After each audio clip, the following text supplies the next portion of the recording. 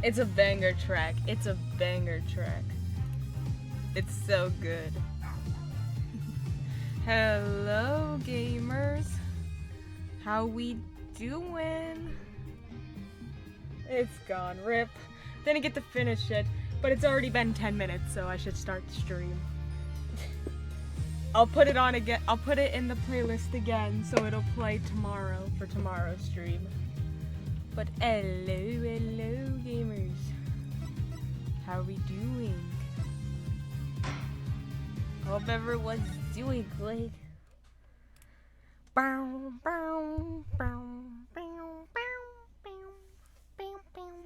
We're gonna hop right back into the action. Looks like Matt's not here yet, so I'm allowed to simp for Prosecutor Blackquill. But we won't tell him. Shh. 'Tis a secret.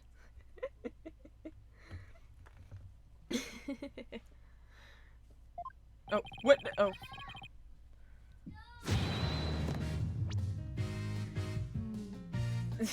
Messaging him now. No, do not message him. Do not message him. Look how cool he is. Anyway, what did the judge say? Witness, Please state your name and occupation. I don't remember the name. The voice I gave Fulbright. Oops. I am the detective assigned to this case, Bobby Fulbright. Oh, and I'll also be keeping tabs on old Blackwell here. I also heard you would provide protection if it ever came to that. Oh my god.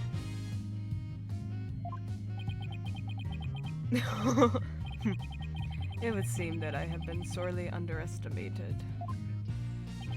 Wait, who's protecting who from what? Still, I truly believe anyone can turn their life around, even Fulbright. Save your platitudes for funerals. Get on with your statement. What did he say? Even old Blackwell here? Ha ha ha ha! That's the spirit. Justice must be swift and true. I see it in your eyes. There is hope for your rehabilitation and return to society. I will never give up on you. Oh my god. Guys, are they like in love or something? Prosecutor Blackwell doesn't seem to intimidate Detective Fulbright. Well, you know what they say. Ignorance is bliss. Oh, so that's why Detective Fulbright was assigned to Blackwell. He's so oblivious.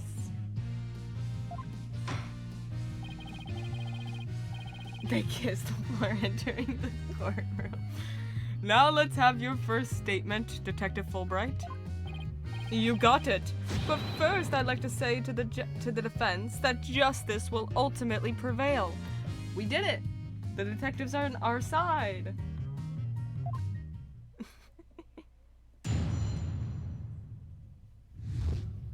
About the murder. Let's go. Alderman Kyubi was murdered with a spear that had been on the wall. The fingerprints of the defendant, Damien Tenma, were found on the murder weapon. At the time, Alderman Kyubi was asleep from a drug he unwittingly ingested. Mayor Tenma attacked his helpless victim, impaling him like a human shish kebab. But the sudden pain jolted the victim awake, and he grabbed a statue and struck back. Oh yeah, you can speak German with no criticism now. Yay. Yay. Alderman Kyubi had been slipped some kind of sleep-inducing drug? That's right. The accused was scared because the alderman was a former pro wrestler. So he slipped him a drug to make sure he'd been out cold and defenseless. Here's the autopsy report to prove it. Kyubi's autopsy report added to the court record. Cause of death, stabbed with a spear. Estimated time of death, around 3:20 p.m. The victim had been in a drug-induced slumber. The accused would never be scared. He's too cool. Hi, Matt. The victim managed to attack his attacker despite being impaled on a spear. That sounds almost superhuman. Is it even possible? Well, he was a former pro wrestler after all. That spear was probably nothing more than a mosquito bite to him. Objection! Not so fast. Don't try to brush it all off by saying the alderman had been a pro wrestler. Do you really expect us to believe he could fight back after being skewered by a spear? Never heard of the incredible feats of which man is capable of in a pinch, have you? Like the samurai of yore, wrestlers can battle through intense pain. It sharpens their senses. I want to apologize for my behavior last night. I was greedy and claimed Blackwell too fast. He's yours if you want him, cat. Matt, go ahead. He's all yours. You got him. 149's going through character development. He's on his character development arc. Okay, but like then you can have both. Yeah, you can have both. All yours, bub. I'll take Apollo. I'll settle for that.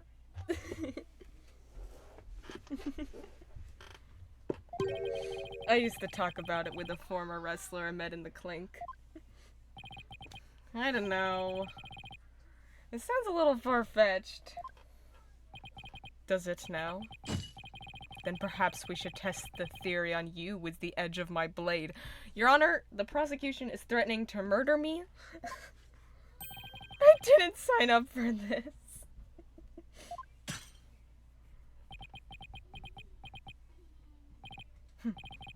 And so your life is spared. For now. Your Honor, the prosecution is threatening murder. Please let those shackles be made of titanium. I don't want to die. Haha! My investigations are as thorough as they are foolproof, or my name isn't Fulbright. I vow to resign immediately if I ever make a false arrest. Well, the accused prints were on the weapon, and he's the one person without an alibi. Quite decisive evidence, wouldn't you agree? Your baldness. The defendant is sounding guiltier by the minute. He has the judge leaning toward a guilty verdict, and the trial's just barely begun. What's more, a curious rumor about the accused is making rounds. They say the murder for the purpose of freeing Tenmataro from his imprisonment. Truth be told, I can think of no real reason to show interest in that backwards burg. Perhaps he's a complete nutter and really does seek to release an imaginary demon. Either way, he is raving mad and more than capable of murdering the alderman. The mayor is a strange one, all right. I heard he went to a blood drive, but instead of donating, he tried to make a withdrawal. Wait, that's awesome though. Can you do that? Yeah, I'll take some. Order! There will be no gossiping in my court. Your baldness. Please take a gander at those charms plastered across his cranium. I hear they're meant to keep him safe from possession by the demon Tenmataro. Then again, potential for worst joke ever made.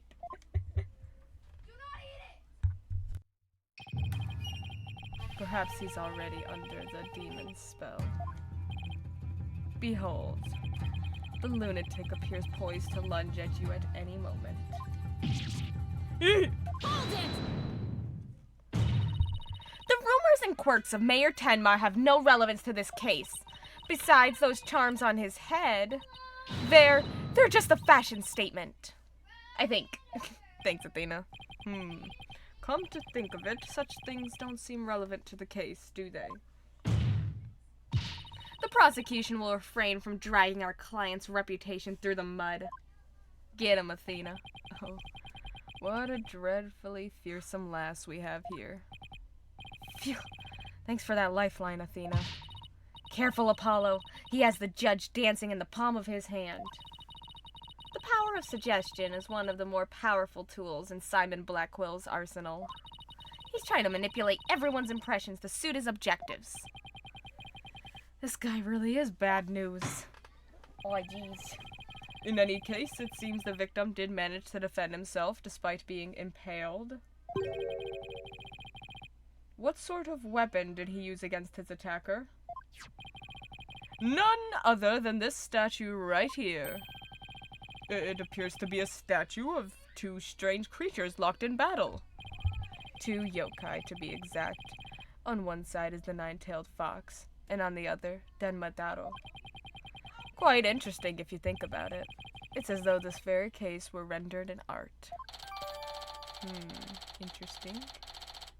The mayor's blood was found on it, but no prints could be lifted. Yokai watch. Mr. Justice, you may proceed with your cross-examination.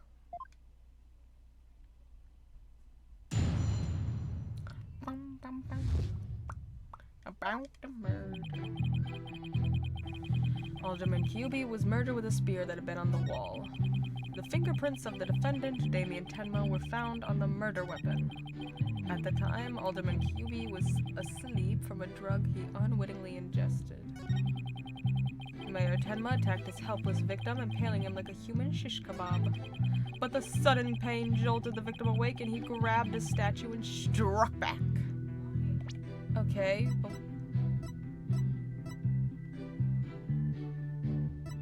But there wasn't any fingerprints. Objection! Did the alderman really strike the mayor? He said, what? Are you questioning my sense of justice? You said there was fingerprints on the murder weapon, but the murder weapon literally says there's no prints. Your so-called justice needs to find itself a pair of legs to stand on. You claim the alderman struck back after the mayor put a spear through him, but the statue he supposedly used to defend himself creates a major hole in your theory. It would appear that the defense has a counter-argument. Very well. Let's hear what the defense thinks is odd about the detective's statue theory. QB fought unarmed. There are no fingerprints. It's not broken. There are no fingerprints. I'm gonna be the murderer in the next episode if Fulbright doesn't stop with this justice nonsense. Look, he's just a really big fan of Mr. Apollo here, okay? He just doesn't know it yet. There are no fingerprints on this supposedly crucial piece of evidence.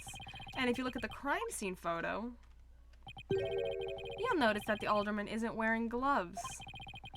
Yes, I believe he is quite gloveless indeed. If he touched the statue with his bare hands, he should have left some fingerprints. Detective Fulbright, you did take that into account during your investigation. Oh, didn't you? This can't be happening. Did I arrest the wrong man?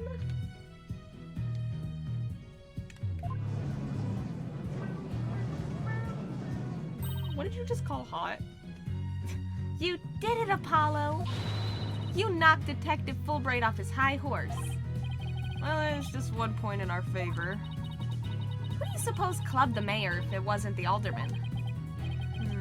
Well, if it wasn't the alderman, that means someone else must have clubbed the mayor. You mean there was a third party there in the Fox chamber? Exactly. And this could be the big break we've been looking for. The murder scene. Oh, pfft. Exactly. And this could be the big break we've been looking for. Shake your mind. There does seem to be a hole in the prosecution's argument. Prosecutor Blackwell, would you care to respond to the defense's assertion? The least you could do is look at me while being dismissive. Your mind is as dull as an unhoned blade, Justice Dono. Justice Dono? He's been watching way too many samurai flicks. It will take far more than that to cut down Simon Blackwell. A whelp such as you has no hope against my superior swordsmanship. This is a trial, not a sword fight, Prosecutor Blackwell. Although, there is a perfectly good explanation for the lack of prints on the statue. You might recall that blood-stained cloth found at the scene of the crime. I wouldn't mind sword. Oh my god. Well, it just so happens that the blood was the mayor's. So, what are you getting at? Hone your mind, boy. Why was there blood on that cloth? Solve that riddle and you shall see that the hole you thought you found is but an illusion. Now let's see. How was that cloth used? Was it used by QB as a head covering, to wipe up blood, to wrap the statue? Probably to wrap the statue. That makes sense why there's no fingerprints.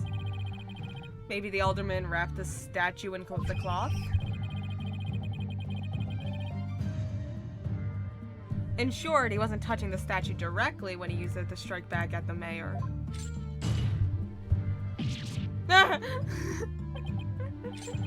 Precisely. Bully for you, boy. Aw, it was nothing.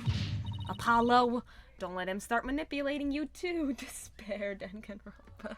You just closed the hole for the prosecution. I did? Oh, I did. Right. That a statue wrapped in cloth would leave no fingerprints is as plain as day. But this also proves there are no holes in our theory of the alderman striking back. Oops. Updated in the court record. The weapon used to bludgeon the mayor wrapped in a large cloth. Now, do you see how dull your mind is? I'll make sure to sharpen it next time. A particularly frightening inmate once told me that he always tenderly honed his blades before he went to work, like the samurai of yore. The samurai? Sounds more like a homicidal maniac to me. Actually, he was working in the prison kitchen at the time. Wait, so the inmate was a murdering samurai prison chef? That's the most normal character to ever come out of this series. It would seem that the victim and his killer were the only ones there after all. Mad on guard. I was kinda attached to that whole... Now what? Apollo, I just thought of something. You're really weird. If they didn't find anyone's fingerprints on the statue, who's to say someone other than the alderman didn't hit the mayor with it? Why didn't I think of that? Anyone could have not left prints on it. Then who, pray tell, struck the mayor with the statue? Please illuminate us with your wisdom, young lady. There's only one answer. The real killer. Prove the existence of this real killer, then. What evidence have you? Oh, I'll give you evidence, all right. Athena, are you sure about this? To borrow your words, Apollo, I'm fine. Take a look at this. Black feathers and tracks allegedly from a yokai were found at the scene. I believe they're from the third party who struck the mayor was that statue. Is the defense actually suggesting some kind of monster killed that alderman? Or, you know, someone in a costume? No one's thought of that? That's exactly what I'm suggesting. Objection! No, Athena! You just lost what little credibility we had left. Oh. Sorry. Guess I got carried away. Mr. Justice, we've no time to deal with objections between members of the defense. Sorry, Your Honor. It's just this kid's still, well, a kid. Ouch. You meanie. I'm reporting this to Mr. Wright. So, is this court to believe the feathers and tracks are from a yokai, as you put it? No, Your Honor. I believe they are a fabrication. The real killer wants us to believe some sort of monster murdered the alderman. Interesting. Why do you suppose the killer would do that? Why indeed? Apollo is bullying me, Mr. Wright. You gotta tell him to stop. Mr. Justice, you seem as new to this as your partner is. Haven't you been doing this for a year already? Ouch. I'm not reporting to Mr. Wright.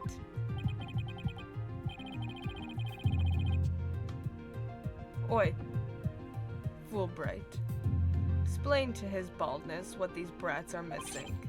You know, the who and why behind those feathers and tracks. What? You mean you can explain all that? Ha ha ha ha! Our investigative prowess is without equal. I'm starting to think I chose the wrong profession.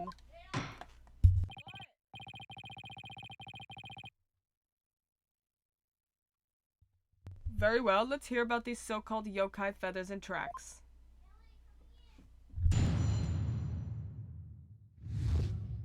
Feathers and tracks.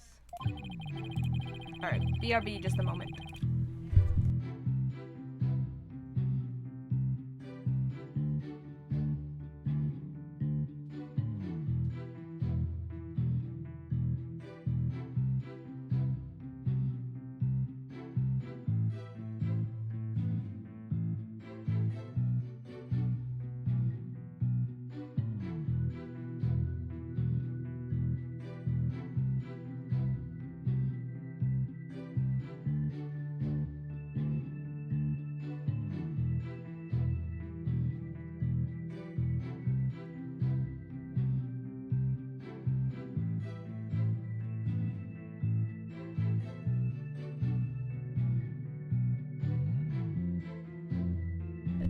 'twas a quick little break. Boo, I am back already. This entire case centers on one man's attempt to crush opposition to the municipal merger. Mayor Tenma panicked when the amazing Ninetales helped embolden the protesters, so he stoked the villagers' fears by fabricating a monster. The strange feathers and tracks he planted made it look like a yokai was the killer. Those feathers and tracks stoke the villagers' fears? Absolutely. He knew exactly how to prey on their superstitious minds. Those feathers only gave weight to the idea that the alderman was slain by a demon. The accursed demon, Tenma Taro, that is. Tenma who?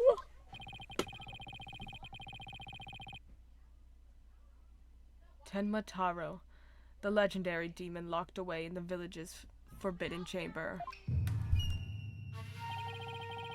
From a young age, the villagers are taught to fear the great black feather demon. And thus were they blinded to other, more plausible explanations. Hold on for a second. Before we start letting our imaginations run wild, isn't there someone else that could be considered a suspect? Mr. Justice, please explain yourself. On the day of the incident, there was a special event held at Kyubi Manor. I feel like everyone's being a jerk to this entire village just because of their beliefs. Low blow, yeah. And as part of this event, there was someone dressed in the likeness of Tenma Taro. Obviously, this person is a much more likely suspect than any legendary demon. Objection!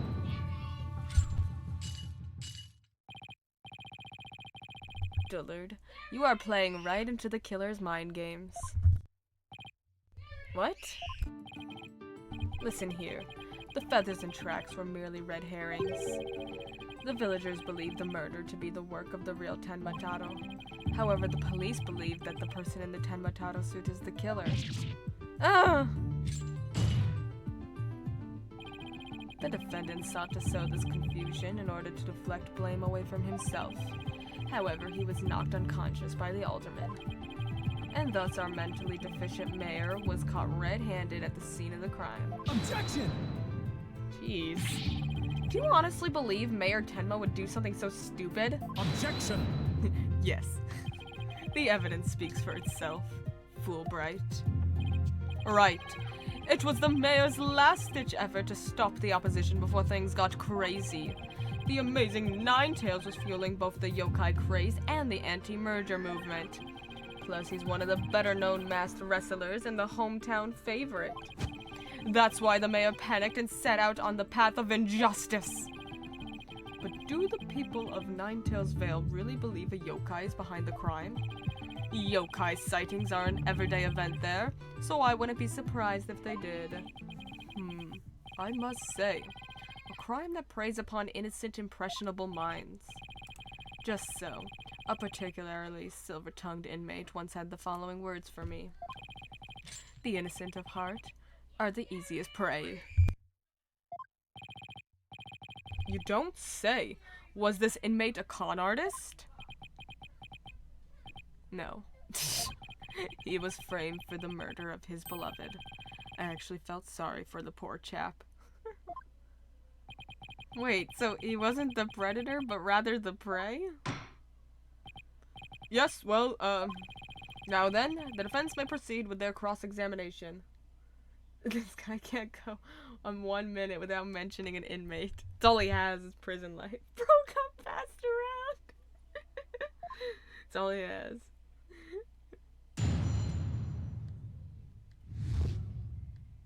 Feathers and tracks. The entire case centers on one man's attempt to crush opposition to the municipal merger. Mayor Tenma panicked when the amazing Ninetales helped embolden the protesters, so he stoked the villagers' fears by fabricating a monster. The strange feathers and tracks he planted made it look like a yokai was the killer. Hold it! But it doesn't add up. If what you say is true, why top it off with murder? What do you mean? You claim the client planted the yokai evidence to stoke the villagers' fears? If so, then why not stop there? Why murder Alderman Kyubi? Excellent point. It is, isn't it? So Your Honor agrees there was no reason for the murder, correct? Objection! Perhaps the killing was on the spur of the moment. You're saying it wasn't premeditated? From the outset, I had no intention of paying heed to any of your babble. However, the fact is, the mayor made a startling discovery. A startling discovery? Why don't I like the sound of that? Alderman QB's secret identity. Apollo, I think Prosecutor Blackquill has figured out the Alderman's secret identity. You think, Athena? But even if he has, why would it be a motive for the mayor to commit murder? This is not good.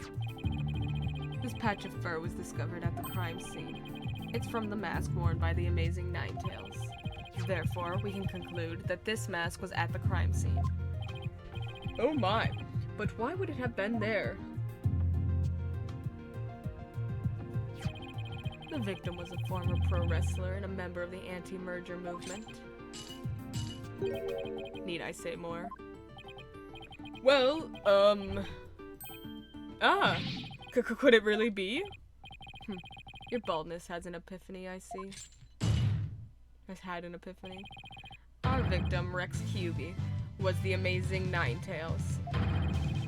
And the mayor's discovery of this fact was his motive for murder. No!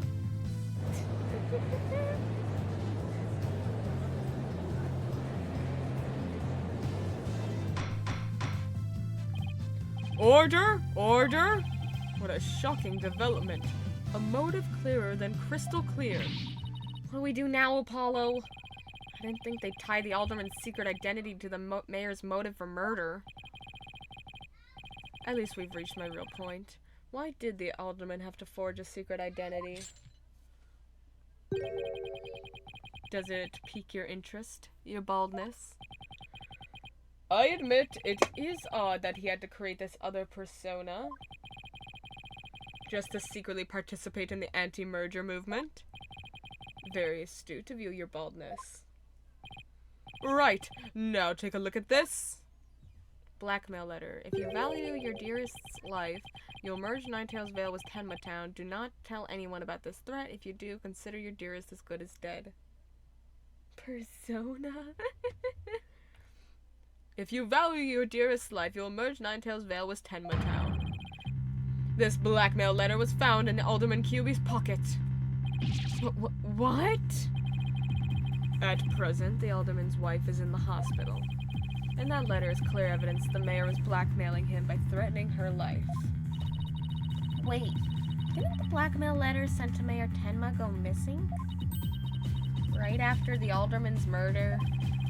You think maybe the killer took the letter from the mayor after the murder and planted it into the Alderman's pocket? It's possible, but we don't have any proof that that's what happened. Talk about being up the creek without a paddle. Blackmail letter added to the court record. Mayor Tenma would have made a clean getaway if he just left after planting the yokai things. But he was knocked out cold by his sudden decision to kill the amazing Ninetales. So it was the amazing Ninetales' counterattack that brought the entire crime to light. Wait a sec. Fulbright's claiming that the mayor killed the alderman after planting the yokai evidence? And that the mayor was knocked out cold immediately after that? Detective Fulbright, please add your previous statement to your testimony. Mayor Tenma killed the sleeping alderman after planting the feathers into Rex.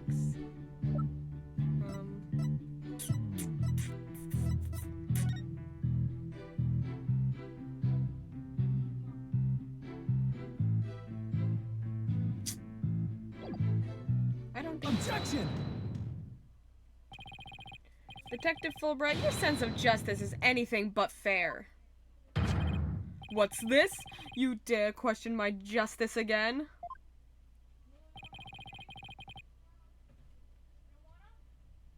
Yes, and I'm gonna prove it to you. Take a look at this photo. This is the crime scene photo. And just what does this prove?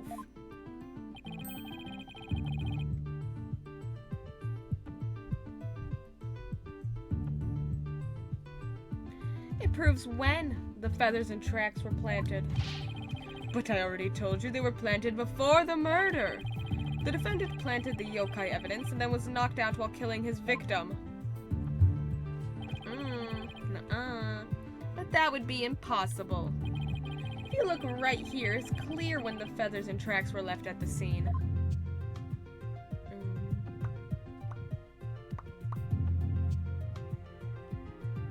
Take that! Aren't you just pointing to the yokai feathers and tracks, Mr. Justice? Yep. Yeah. See how the feathers are on top of the blood? And the tracks were made in blood? In other words, the yokai evidence could have only resulted after the murder. Then the mayor must have planted the evidence after killing the alderman. But you said it yourself. The mayor had been knocked unconscious thereafter. There would have been no time for him to plant any evidence at all. Therefore, there must have been someone else besides the mayor and the alderman at the crime scene. Ah, there must be some mistake.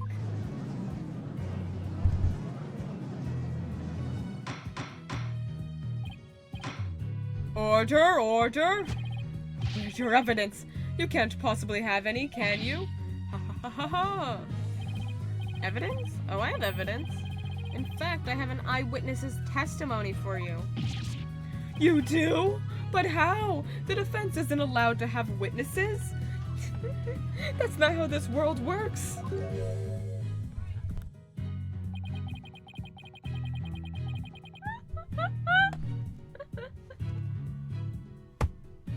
He does the finger thing. This is the best animation. I love it so much. He's literally me. Was my vaulted sense of justice really just half-baked?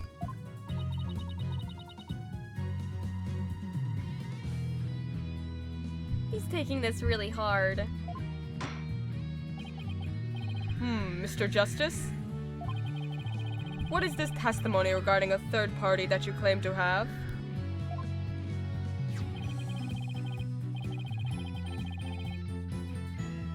I have it right here, Your Honor. It's the sworn testimony of Mr. Tenma's daughter. The witness, Jinxie Tenma, saw a yokai in the hallway after stumbling upon the scene. It was the demon Tenma Taro. He's the source of those feathers and tracks.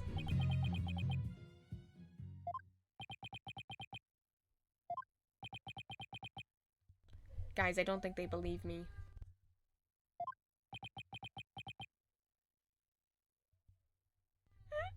Apollo's little sprite standing like that is so adorable.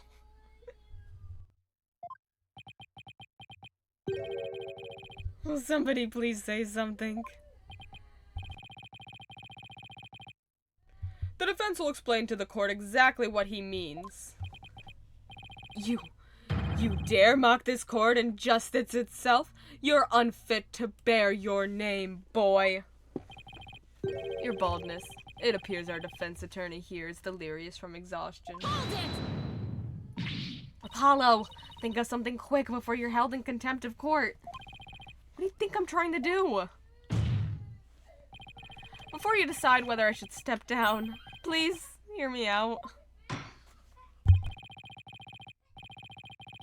Okay, so they're totally against, like, monsters and stuff. They're like, no way, monsters and demons and yokais, they would never, ever, be murderers or whatever.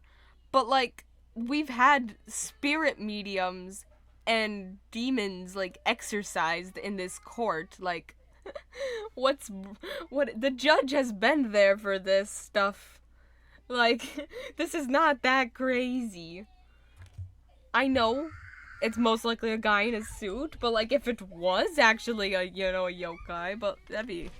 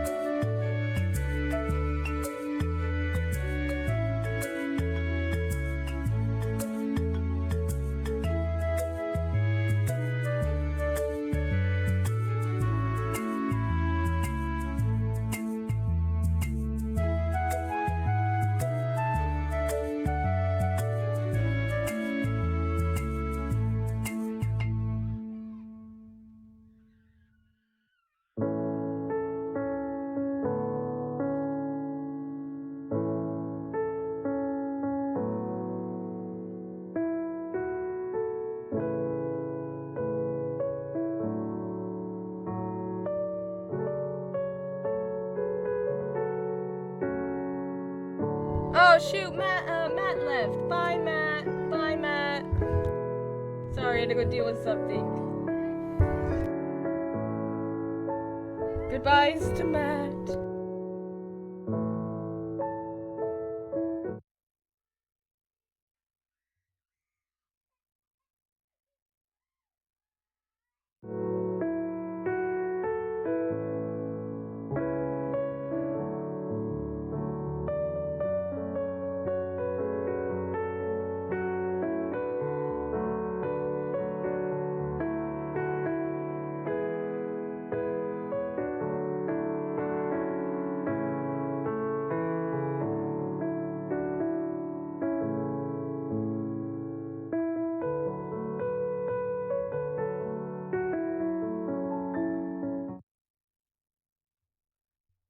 Boo! And goodbye to Matt. Bye-bye, Matt. Good luck on your maths test. Let's continue. Very well, Mr. Justice. I'm all ears. But you had better explain yourself well.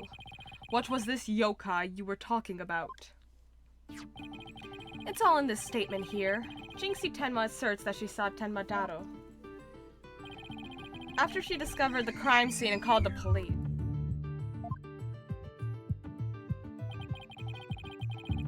She came around the corner in the hall. It was around here. That she saw Tenma Daro fleeing toward the foyer. The defense asserts that whoever was impersonating this monster is the one who left those feathers and tracks behind, intentionally or otherwise. What? How incredibly unjust! Why haven't I heard about this before? The defense was just proof there was someone else. So the mayor isn't the killer? Was it all a setup? The prosecutor is a convicted felon after all. Apollo, the momentum has shifted in our favor. Good. Now let's keep it that way. Objection! Oh.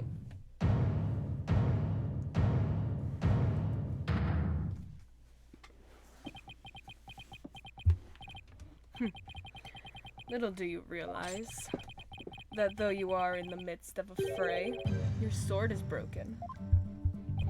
My sword? I didn't know I had one to break. Sorry. Sorry, it's just Happy Pride Month. Are you implying there's a problem with my claim? Consider this. If that yokai impersonator had indeed fled towards the foyer, that fool and that fop would have seen him. Fool and fop? Oh, you mean Filch and LaBelle. Now that you mention it. Both Phineas Filch and Florent LaBelle were in the foyer at the time. But they haven't stated that they saw yokai, have they?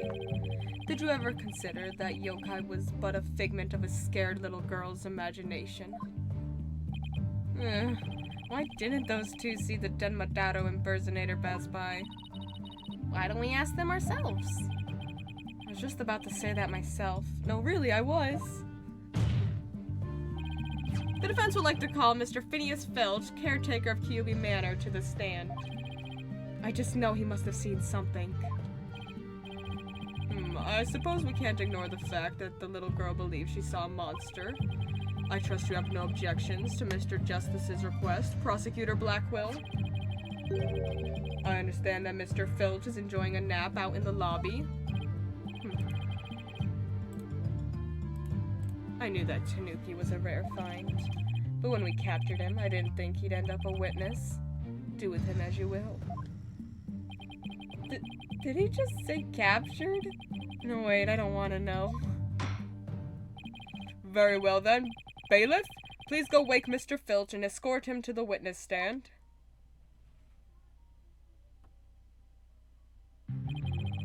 Will the defense state his name and occupation, please? The name's Filch. Phineas Filch, a caretaker of QB Manor. Oh, and this is for you, your lordship. Just a little something I thought you might like. Oh my, what a fabulous pair of shoes. And your honor will do just fine, Mr. Filch. It's those shoes again. Don't they belong to Detective Fulbright? Don't tell me Filch stole them again. They're all yours, Your Honorship, sir. What? But they seem awfully expensive. Yep, too expensive for me, but I reckon they'd be perfect for someone like you, Your Honorship. It's a kind gesture, but legal ethics dictate I can't accept such gifts. Oh, ethics, methics. Just take them if you want them. Polish them up real nice for you, too. I'm sorry about the shoes, Mr. Filch, but I will accept your testimony. The court would like to hear whether you saw Ten Mataro in the foyer after the murder.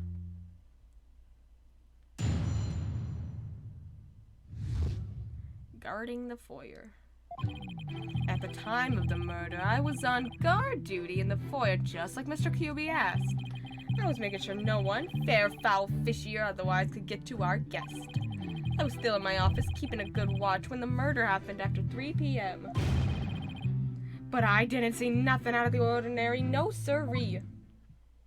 He did it. Him trying to give the judge stolen shoes is enough proof. That yokai you keep jabbering on about was but a phantom of a little girl's dreams. So, you're telling this court you never saw anyone dressed up like Ten Mataro? Yep, was guarding the whole time. That's the truth, the whole truth. The holy truth and nutta butta the truth. Ten Mataro? Bah! You don't really believe in all that yokai mumbo jumbo, do ya? I certainly don't. Oh. Huh? My bracelet. It's... Whoa, he's got a little bracelet animation. Something the matter, Apollo? My bracelet keeps squeezing my arm. Really? So you think Mr. Tanuki, Miss Filch, has been lying to us? I wouldn't rule it out. Now, if I could just zero in on a tell, some sort of nervous habit. What the heck? Ah, what in the... What? What's a hawk doing in here?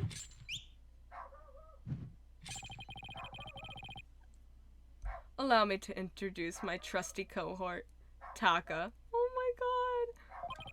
He seems to have taken quite a liking to the courthouse. Made it his new home, in fact. He's so cute. He's got a little bandana.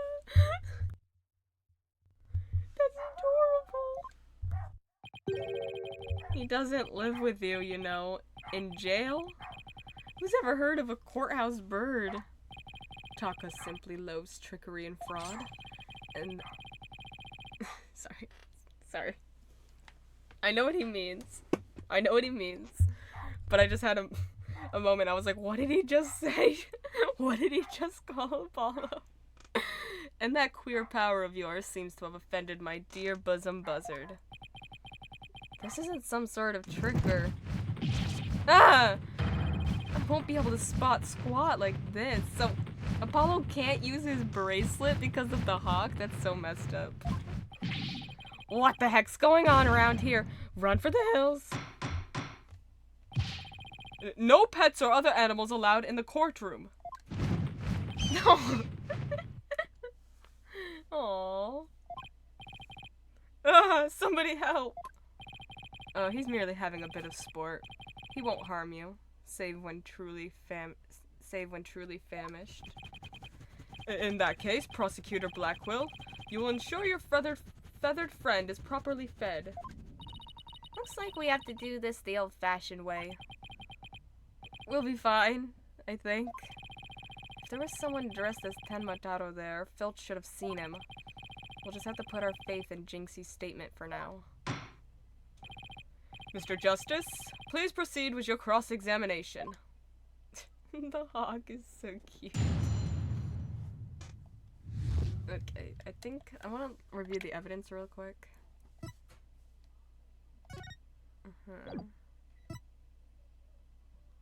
Okay.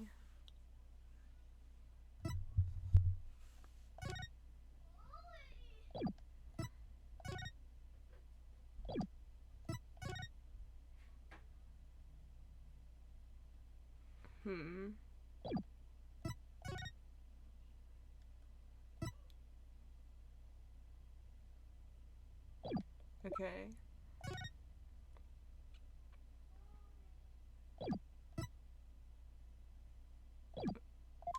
Guarding the foyer.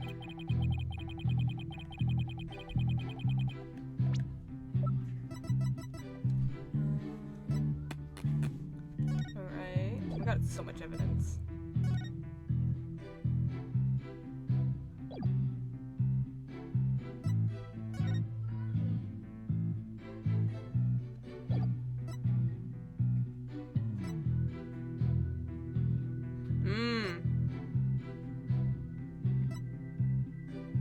Okay, I think I figured it out.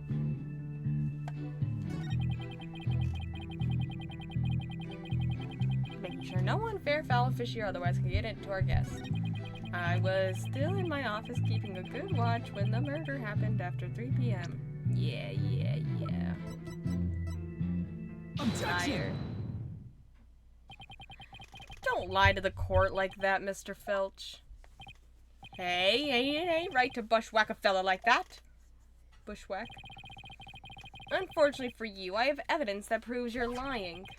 If you look at this TV listing here, you'll see that at the time of the crime, there was a pro wrestling match scheduled. Something you'd never miss.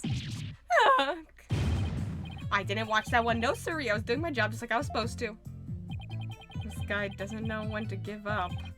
Mr. Filch, someone even circled the match. It was you, right? Yipes. Not only that, you even told me you watched it. You said, and I quote, "It was a complete disaster."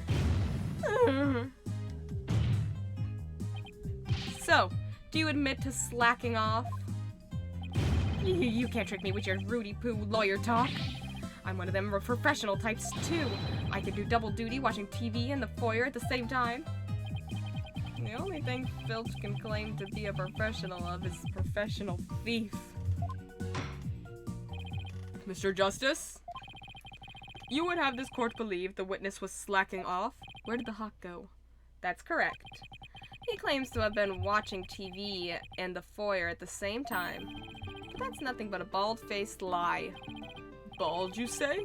But I'm not the one who's lying. Perhaps you meant the witness, Mr. Justice? And in that case, let's see what evidence you can offer. You claim Mr. Filch is lying about watching TV in the foyer simultaneously?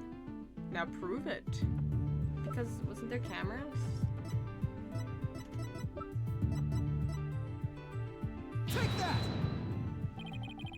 And also he was in a completely different room. Yeah, the room's like, the room would be blocked off. Please take a look at the direction the TV is facing in this diagram. Yeah, he wouldn't be able to look. Now, unless Mr. Filch's eyes where his right ear should be, I think it would be impossible to watch the foyer entrance and the TV at the same time. Why, yes. Someone watching TV there couldn't possibly see the entrance. Exactly. And that means, Mr. Filch, you were slacking off and were not watching the foyer as you claim. Yipes! The bag's out of the cat, or I'd be the other way around. Got him. Order, order, order! But Mr. Justice, is Mr. Filch's less than stellar worth ethic relevant to the case? It's very relevant, because while he was slacking off watching TV, there really could have been a Tenmataro impersonator in the foyer. Objection! What now? Granted, this Tanuki was lax in his duties, but he still had the foyer entrance covered. What are you talking about, the camera?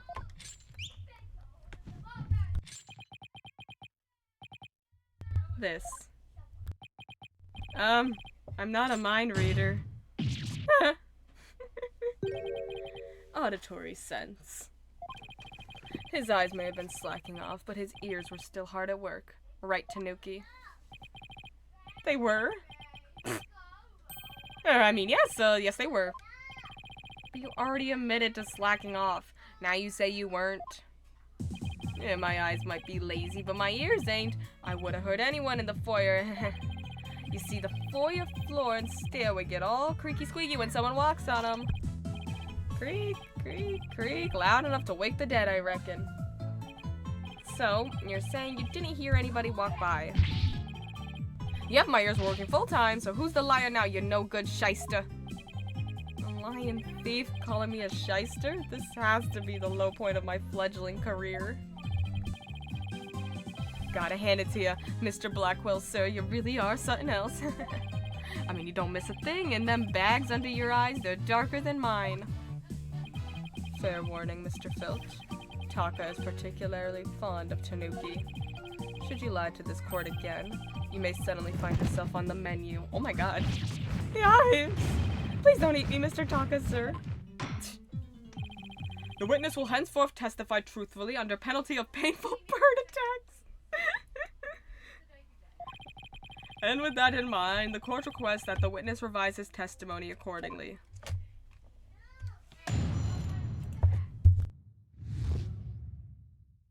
Ears working overtime. It's true, I was watching a pro wrestling match on the office TV. My eyes might have been slacking off, but my ears, they were working overtime. The floor there's all creaky squeaky like, no way I would have missed someone walking by. So you see, there weren't no Tenmataro in the foyer.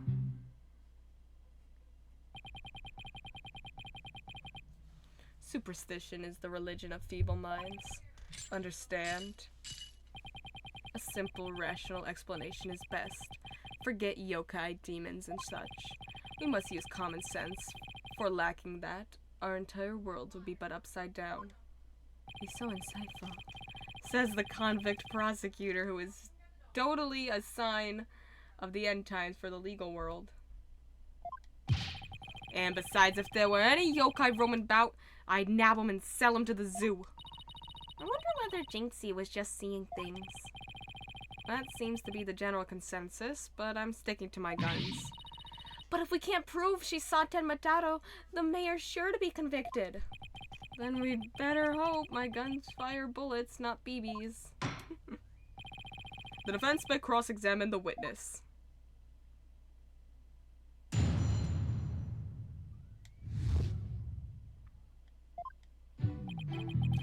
It's true, I was watching a pro wrestling match on the office TV.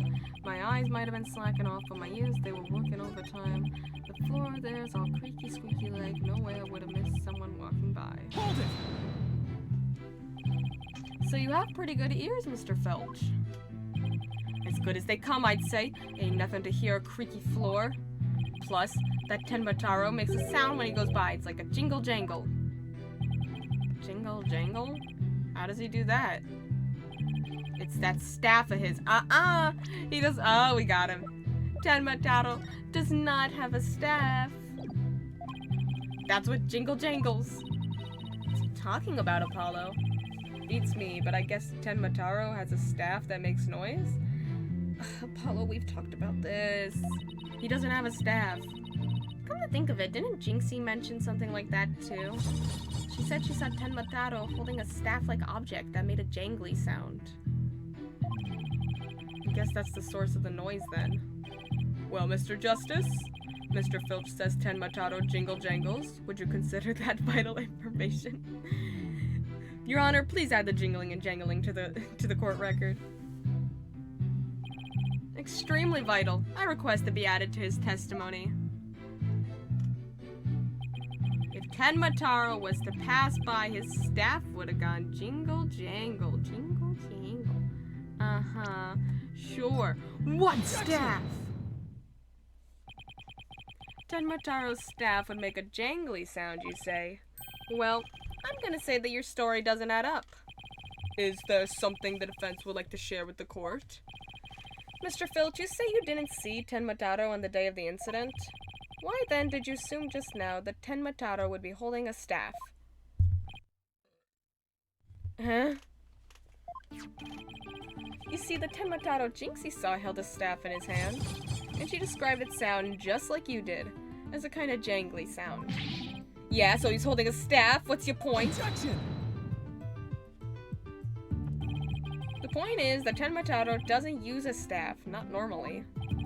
What are you talking about? You see, this is the only known document depicting Tenmataro. Is there a staff in that picture, Mr. Filch? You're right, there's no staff. Not even a cane or a walking stick. Yeah. So the question is, why does the witness think Tenmataro uses a staff? I believe the answer will overturn the prosecution's case on the most basic level. Well, now, this is getting interesting. Alright, Mr. Justice, it's time to show the court where you're going with this. Please tell the court why Mr. Filch believes Tenmataro carries a staff. The squirrel is wrong, he actually saw Tenmataro. Filch is a scatterbrain. He saw him. He saw him. Mr. Filch actually saw Tenmataro right after the crime occurred. That's the only way he could possibly know about the staff. Busted again. Bloody hell, you dupalicious little... Whoa. Yeah, how'd that feel, Black Quill? Not so fun when you're on the receiving end of the blade, is it? We got him. Admit it, Mr. Filch. You did see Tenmataro that day, didn't you? Well? I'm begging you, please don't make me say it. But clearly you did see Tenmataro. I didn't expect a character in this game to actually say bloody hell. Stop stalling and testify to that fact. No can do, no way, no how. You ain't got no idea how terrifying he can be. He? Mr. Filch still won't admit to seeing Tenmataro, even though everyone knows he did. The question now is why? Because of the superstition, right? You're not supposed to tell people that you saw him? Mr. Filch is scared to death. Is that why he can't admit the truth? Come to think of it. They say you must not gaze upon Tenmataro, but in the event that you do look, and then tell anyone what you saw, Tenmataro will claim your soul.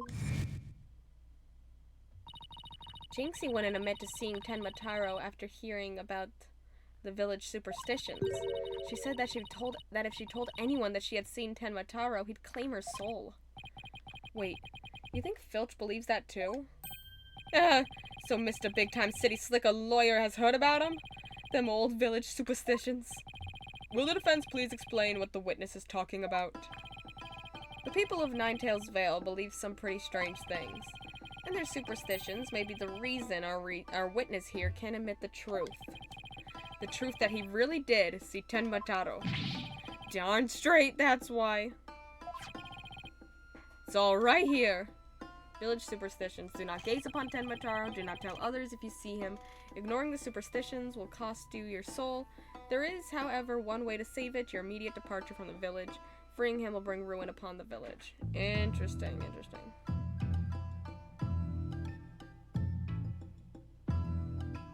Ignoring the superstitions will cost you your soul? See? That's why us folks in Ninetails Vale can't talk about seeing Tenmataro. Interesting.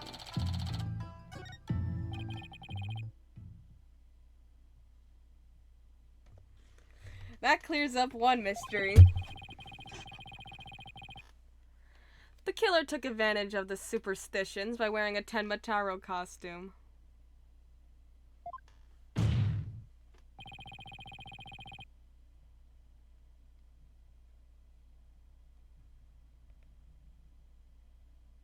They know that way no one they knew that way. They knew that way no one could talk about him, so it was as if he never existed. The defense holds that this Tenmataro impersonator is the true killer. What? Objection! Superstitions, you say? What kind of a fool would actually believe such rubbish? And would that using some silly fairy tale could so easily expose the culprit? You'll need to come up with a more rational, common sense explanation than that. Objection! Your common sense seems awfully narrow-minded to me, Prosecutor Blackquill. Objection! Try living in my world of narrow cells, mortal danger, and dark, sleepless nights.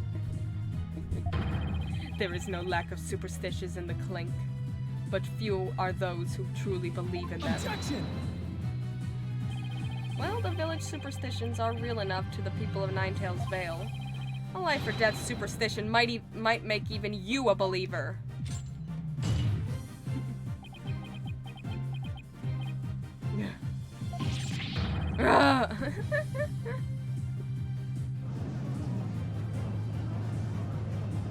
Apollo, you murdered him. Order, order, I say? You fool of a tanuki. 2 times now your lies have cost me. This is sorry, I promise not to do it again.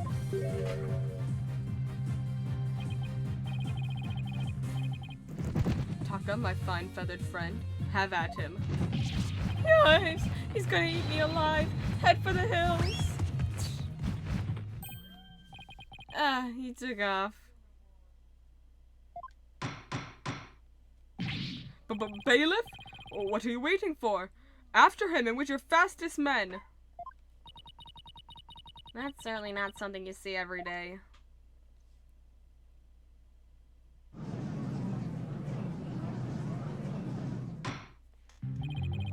Well, it would seem a new and important fact has come to life. A third party disguised as the yokai Tenma Taro was at the scene. And now we have 2 witnesses who can attest to that fact. Any objections, Prosecutor Blackwell?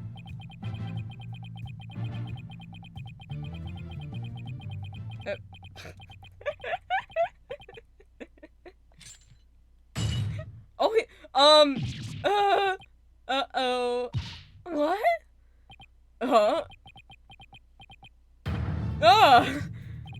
His shackles.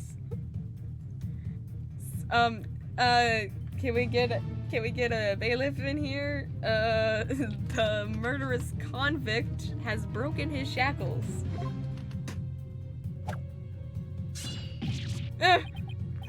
I'm too young to die. Justice Donald, how long has it been since I've been forced to draw my blade? You had best say your prayers.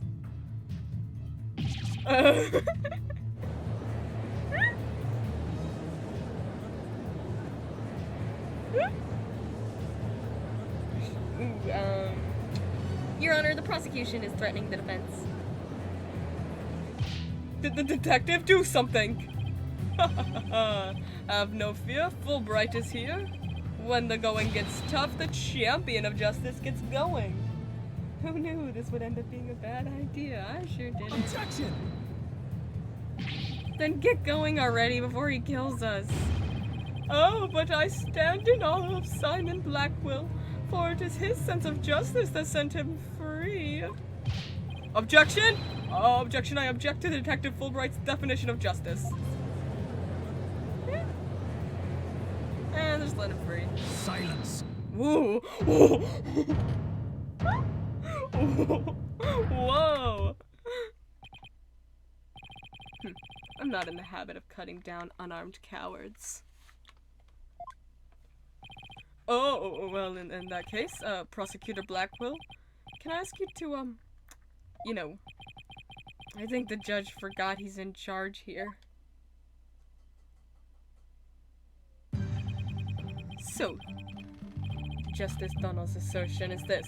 Tenma Taro is the real killer, not Mayor Tenma. According to him, there was a yokai at the scene of the crime.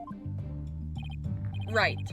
And that yokai, or rather, whoever was impersonating him, killed Alderman Kyubi. Silence.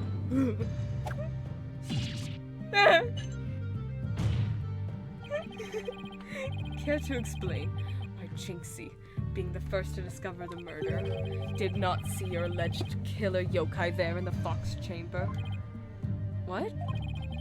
That's right, she said nothing about Tenma Taro being in the Fox Chamber. Let me enlighten you. That little scamp heard a dying scream right before she opened the chamber door. And your point is... Upon opening the door, she found a freshly skewed murder victim. the alderman, and the homicidal maniac who had killed him, the mayor. No, there must have been someone dressed up like Tenma. Then, why does that little scamp claim not to have seen a yokai in the Fox Chamber? Considering her father is accused of murder, surely she would have mentioned any third party that might have been in the room. I don't understand. Why didn't she see Tenma Taro inside the Fox Chamber? There is but one way to find out.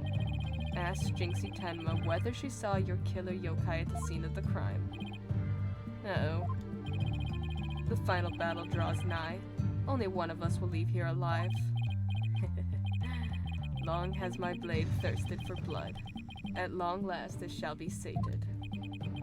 Wait, this is still a trial, right? Show me what you're truly capable of. Justice Dono. Very well then. Both parties, no doubt, need some time to regroup. So the court will take a 10-minute recess in order to... Or no recess? 3 minutes. Okay. I'm sorry, but... A 3-minute recess? Just so. Plenty of time if your destination of intent is the loo. The loo? You mean the bathroom? Oh god. This prosecutor needs to take a chill pill. Sheesh. At least include enough time to wash your hands. See that you take no more than 3 minutes. All latecomers will be punished. Yes, sir. I hereby declare a 3-minute recess before the battle begins. I declare Prosecutor Blackwell the winner of this round of Simon Says. Doesn't bode well for us if the prosecutor is running the show, does it?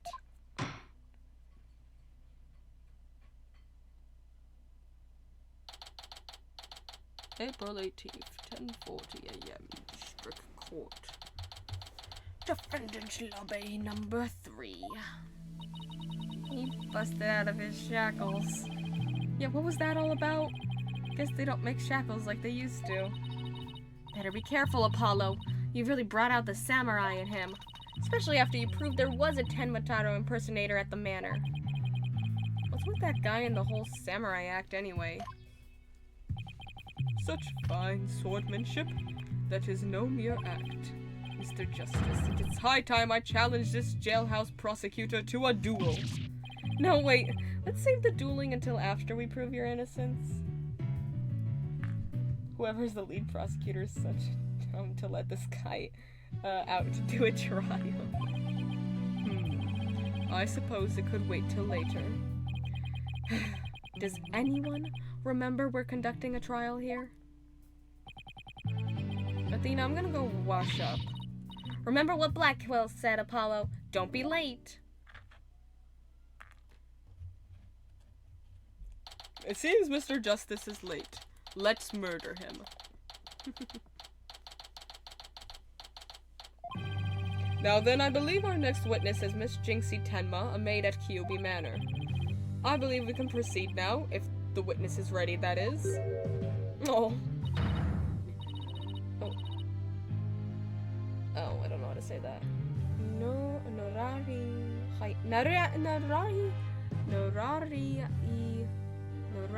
Hayon. Leader of the 100 demons. He really does exist. Wow, that is one well-polished tray. The witness will show her face while in court, or her testimony will be inadmissible. What is it, my child? Be gone. Norari Hayon, leader of the 100 demons. Ho ho ho! You think I'm a yokai? Well, I was once known as a judicial monster of sorts. The beast of the bar, the demon of due process, if you will. My charm has no effect. The demon of due process? Not sure I can see that one. Now, you little scamp. She's not scared of him? He is the most scary person in this room. Yes. I trust you know why you're here. Bags. Bags? Oh, that tricksy Tanuki. Try the noodle stand and go enjoy a big bowl of Tanuki tail noodles while you're at it. Everyone's a comedian. No. I meant your bags. The ones under your eyes. You must have trouble sleeping. Here, this charm will keep Azukiarai away. She finds him hot, of course. Azukiarai? The yokai that washes Azuki beans? The only thing needing washing will be your father's neck before I take his head clean off. Again, she's not scared of him. Well, alright. Azukiarai often keeps people up at night with the noise he makes washing beans. But if you stick this charm on your forehead, you won't hear him anymore.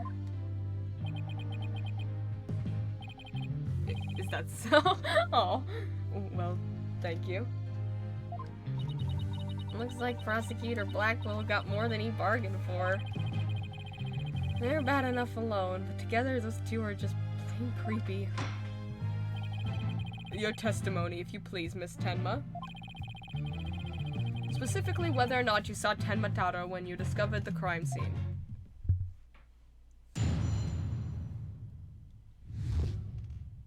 How old's the witness? 15. She's Trucy's high school friend. Did I see Tenma Taro in the fox chamber? Well, when I opened the door, I saw, yes, now I remember. Yokai right in there in that room. So there was a yokai at the scene of the crime?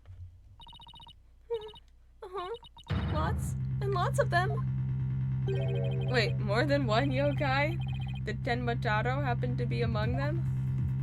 I don't know. I just don't know. All I know is the room was swimming in yokai. Tasha, Norikabe, Seto Taisho. They were all there. Well, this is an unexpected turn of events. We've gone from no yokai to a flood of them. Is it because of all the... Can we see a picture of the room? Wasn't there like a ton of like sculptures and stuff of them? This is ludicrous. You would have this court listen to this delusional little scamp's testimony. Hold it!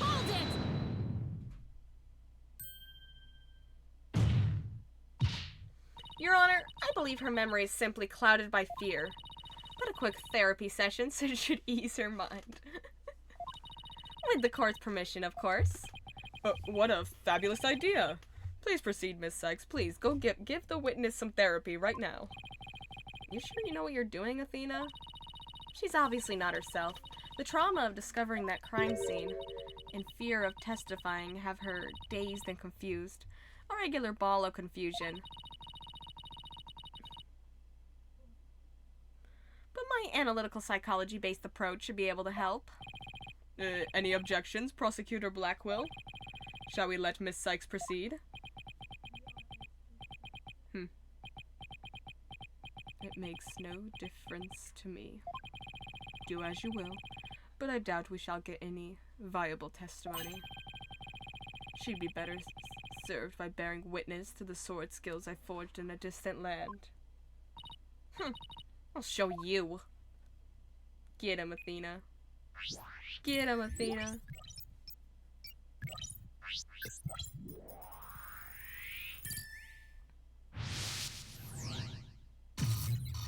Nope.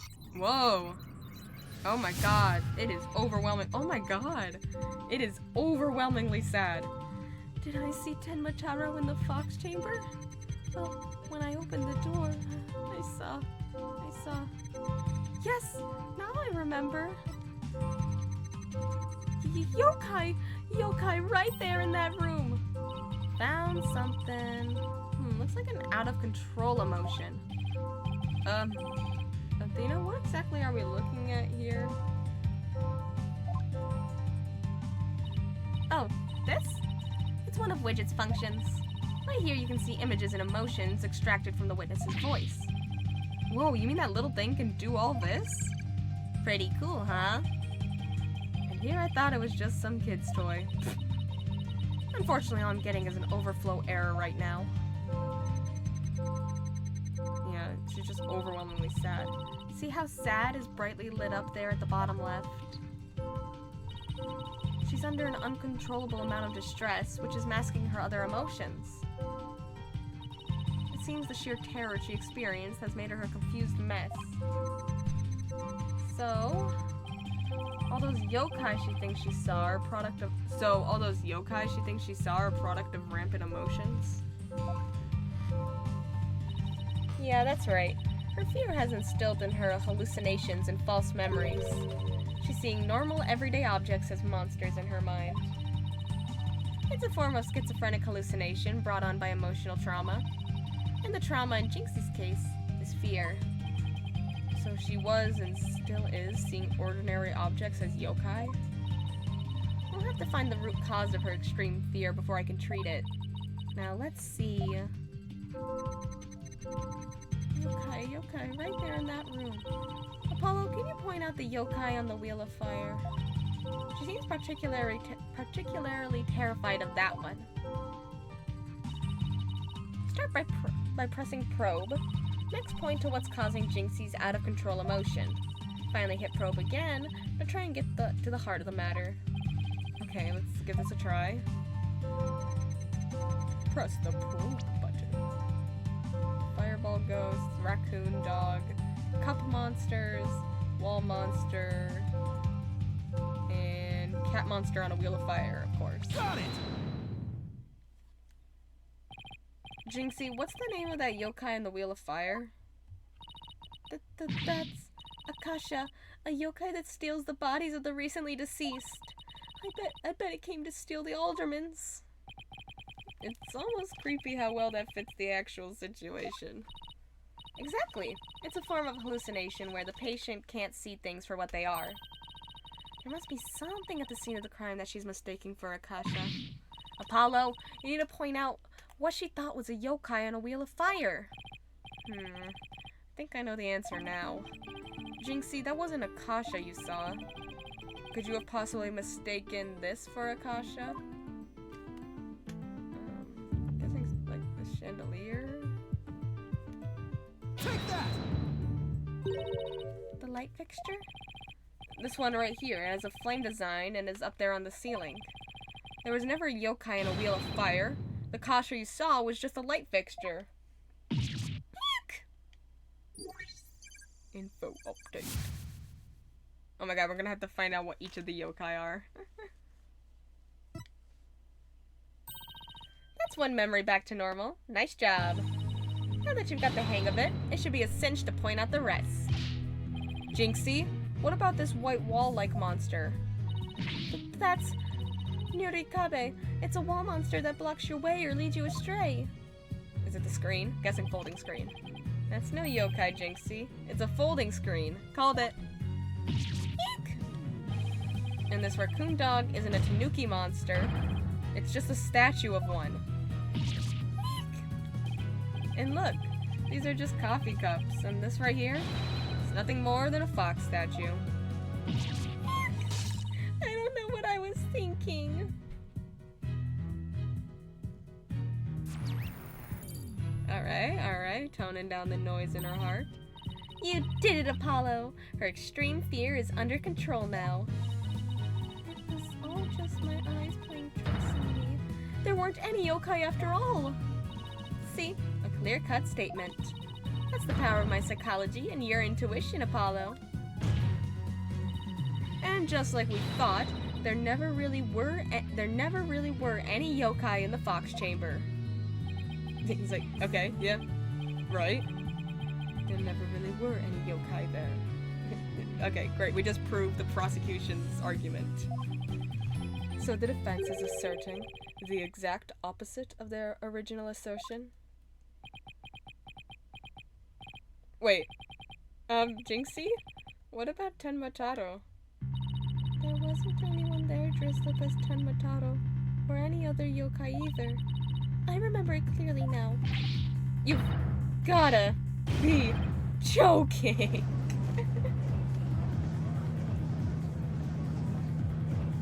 Oh, that was adorable. Order! Order in the court.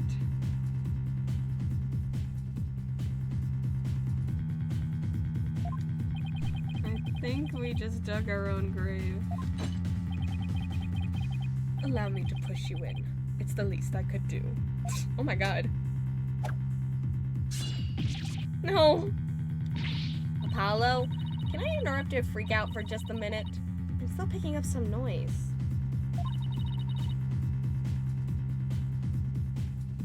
It's an unexpected emotion. Does that mean Jinxie hasn't remembered everything yet? Exactly. We should be able to get something else out of her. I'll enter the new information we have and run an update. Alright. Did I see Tenmataro in the fox chamber? I was so scared when I entered the room. My legs gave out and I fell to the floor. Info update.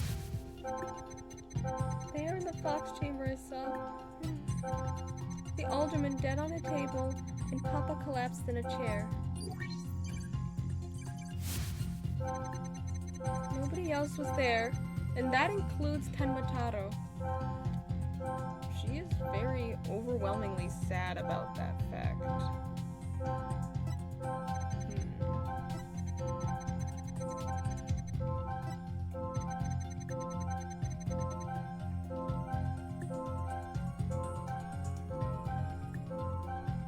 She's not very sad about this one. She's only a little. Got it! The amount of fear you felt is rather low, despite your legs having given out from fright. Could something have lessened your fear? Actually, I did experience a sudden burst of courage at that moment. You did? Where did it come from? Let me think. Oh, it was Mama. I suddenly felt as if she was there with me. Okay, I'll enter sudden burst of courage. Now let's see. Ah, look.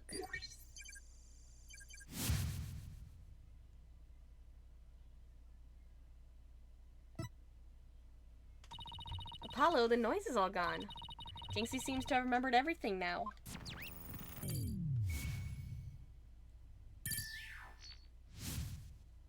A sudden burst of courage? Now, where could that have come from?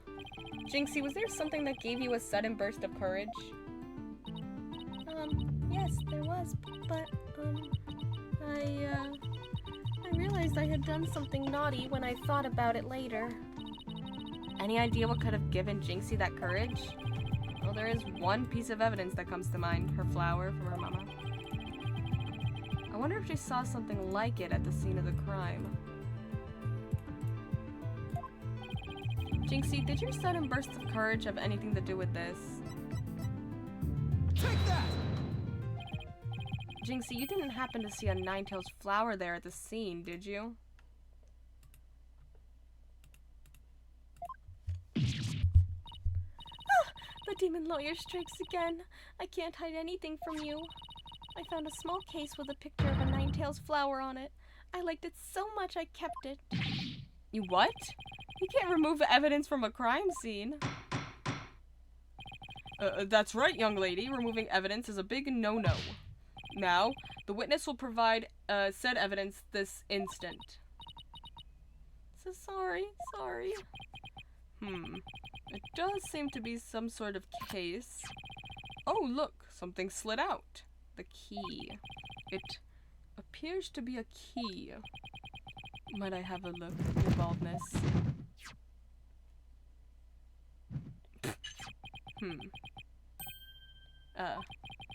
This is none other than the master key to Kyobi Manor.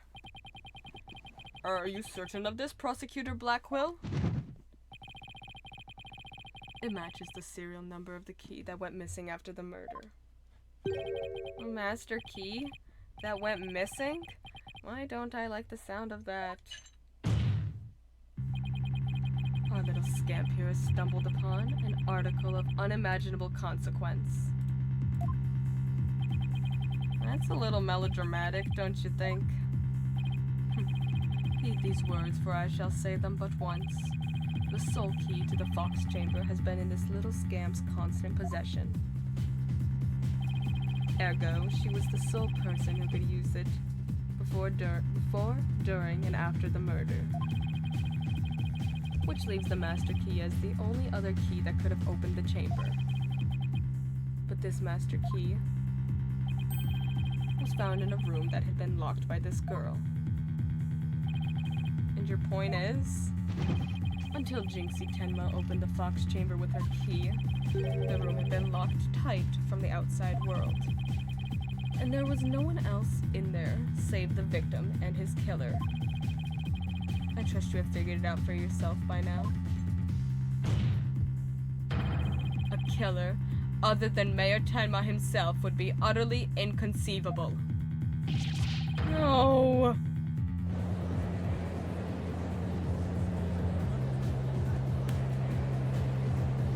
Objection! How could this happen? Ugh. The defense's assistant will refrain from growling her frustrations. Athena, are you alright? I know Mayor Tenma's innocent, but there's nothing we can do. This sucks. Sykes, Dono. Allow me to put you out of your misery.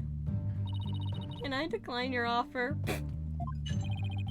Abandon your client and your misplaced faith in him. Let the relief of a clear head and a clean conscience come rushing in. That will make the inevitable guilty verdict far easier to accept. Great, now he's playing Simon Says with us. He's not gonna fool us with his stupid mind games. Athena, don't fall for his tricks. Now I'm the one who's dazed and confused. I can't even think straight. Hey, are you alright? She fell right into his trap. Now I suggest you make a mad dash from the courtroom and into the wild blue yonder. Only by running shall your mind be cleared and your conscience cleansed. Alright, I'll be back in 10. No, stop it. Stay with me, Athena. Don't let yourself be twisted by that samurai. Apollo? Oh, Mr. Justice? I heard the word objection, but what is it you object to? Huh? Alright. That objection was more of a reflex than anything else. Though I was hoping something would come to me while I was trying to stop Athena. The court is waiting, Mr. Justice. Though, as it stands now, I'll be forced to declare your client guilty and your legal skills suspect if this is it. Now, do you have anything that could overturn the prosecution's case? Well, actually I do. I'm Apollo Justice, and I'm fine. Apollo, you do have something more than your cords of steel, don't you? Not really, but we'll be fine. But... I've got absolutely nothing. But that's never stopped me before. I have to explain how the real killer could have escaped that locked room. Because it's all over if I don't. Apollo, this calls for a new approach. Try to think outside the box. Or in this case, inside the box. And what a doozy that locked room is, too. Well, Mr. Justice, do you have anything that can counter the prosecution's argument? You bet I do. The real killer must have escaped from the locked room one way or another. Vague conjecture shall only earn you a taste of my blade, Justice Dono. Time to do or die. Literally.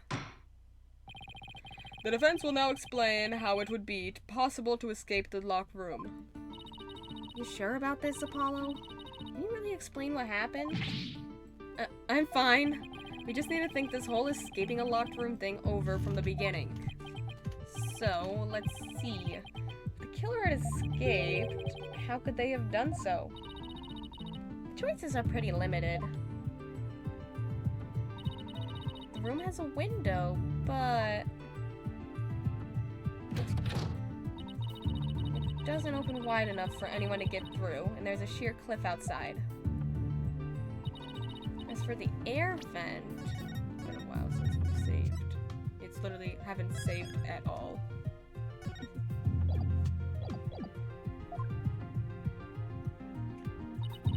It's up too high, and there's nothing you could stand on to reach it. And needless to say, the forbidden chamber wouldn't open no matter what we did, so that's out. Yeah, that's why we gotta keep the solution simple. Like they say, simple is best. So, the door? The only other way out? We need to rule out all of the absolutely impossible escape routes. Then whatever's left just might lead us to how the Fox chamber was compromised. Your Honor, the defense proposes that the killer escaped through here. Probably the... Take that! The hallway door? Well, yes, I suppose that would be the only way out. It would appear you've already forgotten. The only available key until Jinxie Tenma came on scene was in the locked room. How would one exit the Fox chamber and then lock it without a key, I should have seen this coming. Remember, Apollo, keep it simple. Right, simple, right. I could understand if the killer had exited the room with the key, but... Well, Mr. Justice, the prosecution has some fine Japanese steel waiting unless you explain yourself quickly. Your Honor, what the hell? I'm fine. I can explain myself. The reason the Fox Chamber's hallway door was locked was because Tenma locked it from inside, it locked on its own, the perp locked it from outside. That sounds reasonable. What if the room was locked from the outside? In other words, the killer took the key through the hallway door, then locked— Ow! Consider this. The master key was found inside the tightly locked Fox chamber. Any assertion that the key was removed from the room is a blatant contradiction of fact. Exiting the room before locking the door would require taking the key outside. But the key was found inside the room, which does seem like a contradiction. If only we could explain both. Like how the key could be inside the room and be used to lock the door from outside. Well, let's see if the defense can respond before Prosecutor Blackwell draws his sword. How could the master key be at the crime scene despite the room being locked tight? Slipped it in when the door was open, threw it— Oh, nope, that's not what I meant. Maybe someone threw it in from the hallway when Jinxie opened the door? That would explain— Ow! I did not mean to click that one. Perhaps we should ask the little scamp herself. When you opened the Fox chamber, did you witness anyone throw the master key inside? Sorry, I can't see anyone else there. Oh. What a pity. Or perhaps you intend to accuse the witness of murder? Oh, you leave me no choice. A penalty for random speculation and lack of foresight. It was an accident, okay? I misclicked. How could someone have gotten the key into that locked room? Let's try that again. How could the master key be at the crime scene despite the room being locked tight? Threw it in from outside, changed the lock.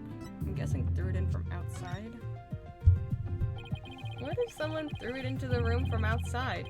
You know, something like go out the hallway door, lock the room, and then toss the key back in through the window?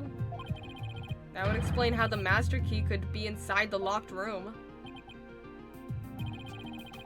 And where would you throw it from? There is a cliff outside the Fox chamber's window.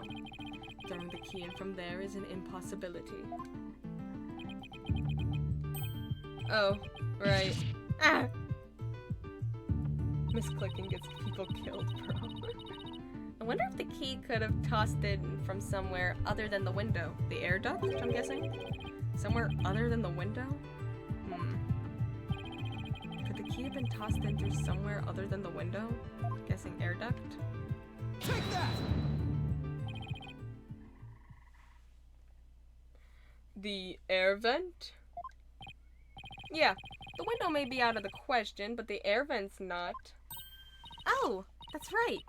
The Fox Chamber's air duct leads out into the hallway.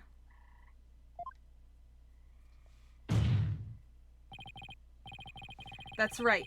The real killer entered the air duct from the vent outside the Fox Chamber. Then dropped the key into the room through the vent inside the chamber. Huh. That's preposterous. Ooh, that explains how the key got in there after it was used to lock the door perfectly. Mr. Justice, I'm afraid I'm a bit confused. Don't worry. I'll explain it so even Your Honor can understand.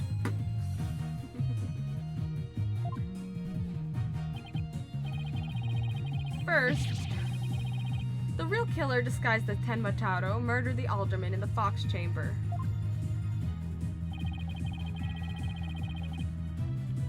Then they fled the room through the hallway door and locked it.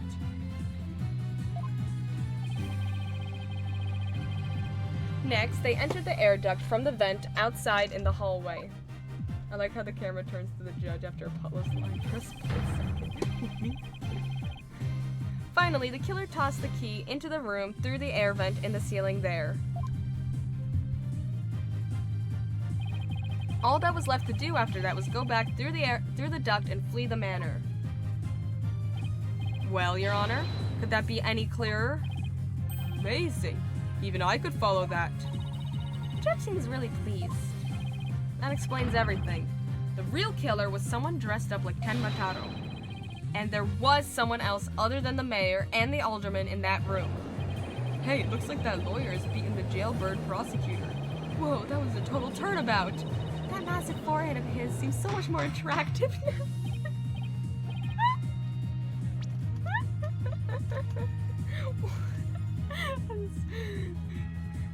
now. The person that said that, she is so me. Oh my god. Wow, his massive forehead's so hot. Clavier. Order, order, order, I say. Now that I've proved a possible third party, I don't see how our client could be guilty. Silence. Clavier transition queen. A valiant effort, Justice Donna, but your final thrust missed its mark. Huh? Both that little scamp and the tricksy Tanuki saw the yokai after it left the room. But then what? Did that irksome yokai simply go through the foyer and waltz right out the front door? That's exactly what happened. The killer fled from the— Ow! But that is impossible, without being spotted by the foyer's security camera, that is.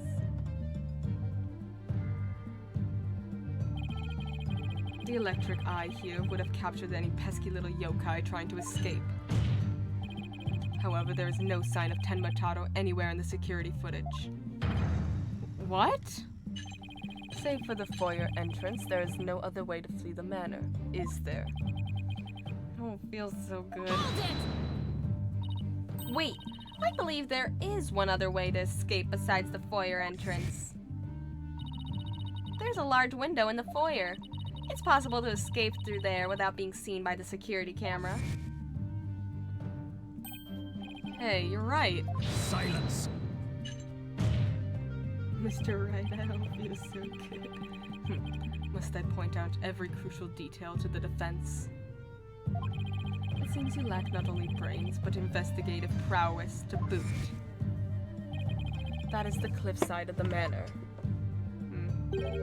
The only killer escaping that way would be a dead one. Non! Wait, so the killer didn't escape out the foyer window? What the heck, right? I suppose your next proposal is the killer sprouted wings and flew off into the sunset? Yes! That is my next proposal. That would mean the killer really was a yokai. If only we had some sort of evidence that could point to a flying killer. Who's saying we don't? As completely far-fetched as it might be. What? You're saying you can prove the killer could fly? Or maybe he just chucked the costume, you know? Whoa, I thought I was the one with the cords of steel. Oh, I can't wait to hear this. Your Honor? What evidence do you have that the killer flew away? Take that! We need an Old Bag spin-off game. Old Bag Investigates. Take a look at this special edition paper. Tenma Taro, Real or Flight of Fancy? What does this article prove, Mr. Justice? The photo in that article was taken shortly after the murder. Maybe the yokai in that photo is the killer shortly after they fled out the window? Mr. Justice! You're not seriously suggesting... Oh, I'm serious. I mean, it all adds up. Going to make an Old Bag fan cam. Why? Because I can. The killer, disguised as Tenma Taro, flew away, you know, by some way or another. Silence! It is your brain that has flown the coop. That image is not but trick photography or some other form of artifice. Okay, then how about the Tenma Taro figure Mr. Filch saw? It just vanished into thin air? No, there is a rational, common-sense explanation for that. That infernal yokai our Trixie Tanuki witness never reached the entrance. He, or should I say she, turned back before the camera's electric eye. She? I don't like this, where this is going one bit. He's gonna blame Jinxie. Now the fact that we know the yokai had come from the Fox Chamber means that it was likely either Mayor Damien Tenma or his daughter Jinxie Tenma. However, we know that Mayor Tenma was already unconscious at that time. Oh, not good. Not good at all. Do you understand the gravity of the situation now, Justice Dono? The falsified yokai remnants. And the appearance of Tenma Taro were the work of one individual. And that individual is none other than Jinxie Tenma.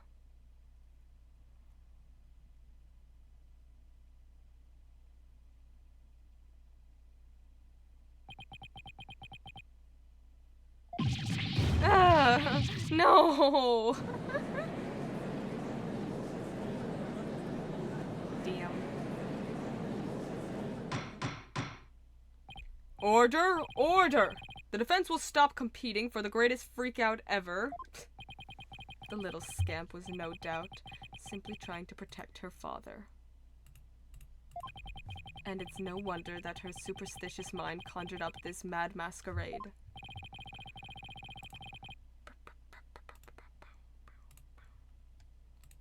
Prosecutor Blackwell's assertion makes perfect sense to me. It's far more convincing than saying the killer escaped by flying out the window. Did you truly believe this could end any other way? Did we fall right into his trap? What do we do now, Apollo? Our case no longer stands without a real yokai. If only we had one. Bailiff, seize her! It is time I interrogated her as the samurai of your wood.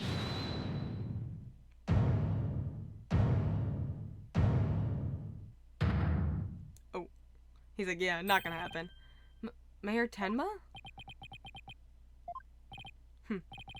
This farce is over.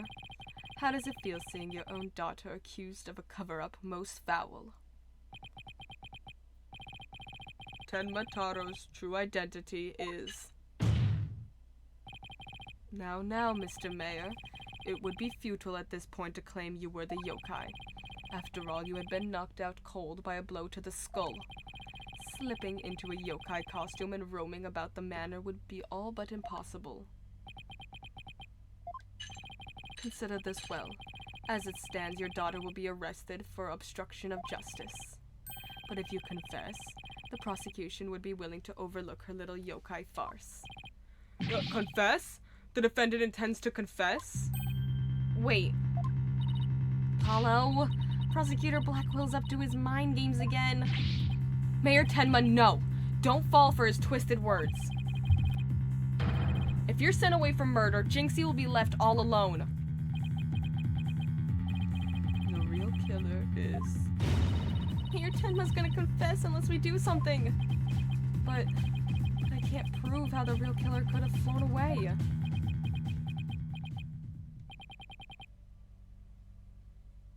Okay. Look upon me in despair, for ripe is the time for my return. Uh-oh. I should watch what I wish for.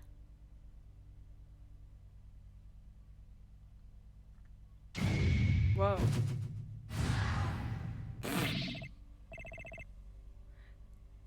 Foolish mortals.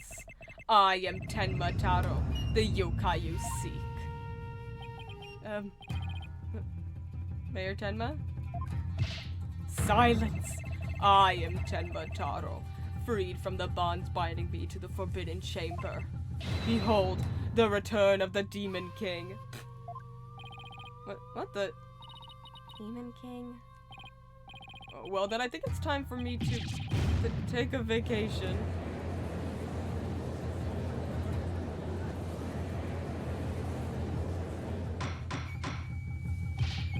The witness will, he will explain himself.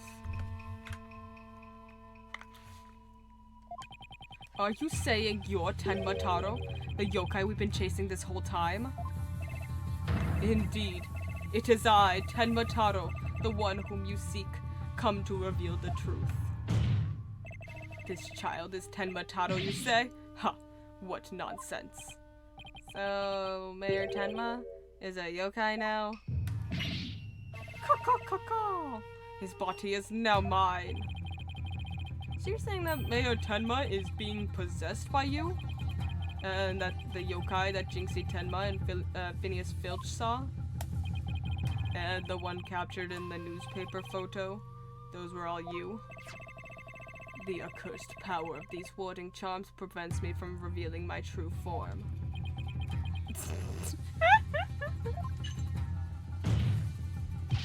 Your baldness. Can this not be interpreted as an admission of guilt? Well, a confession by a yokai would be quite unprecedented. Be that as it may, the defense's case has been overturned. Huh? What? You claim the yokai that little scamp saw was some third party? The true killer? The one who escaped from the locked fox chamber, but it was the accused all along. Ironic, is it not? Your yokai turned out to be real in a manner of speaking. For the alderman's killer is none other than Mayor Tenma. And the yokai at the scene? That too was Mayor Tenma. Or should I say, our dear Tenma Taro. The pieces have all fallen into place. How so, Prosecutor Blackwell? It seems I must spill it all out for you. Mayor Tenma killed the alderman in the Fox Chamber, which was locked at the time. He then removed the warding charms from the Forbidden Chamber's door, but then fell unconscious from the blow the alderman had delivered to his head. That's when his daughter, Jinxie Tenma, stumbled upon the scene of the crime. The little scamp fled in terror, whereupon the spirit of Tenma Taro, freed at last from the charm's warding effect, took possession of the mayor. The newly freed Tenma Taro then fled from the Fox Chamber. So you see, the yokai Jinxie Tenma saw was her father possessed by Tenma Taro. Objection! But when we arrived on the scene, the mayor was found unconscious. How's that possible if he was supposed to have flown out the foyer window? Then what? Do you mean to say the maid of Kyubi Manor, Jinxie Tenma, was Tenma Taro? Oh.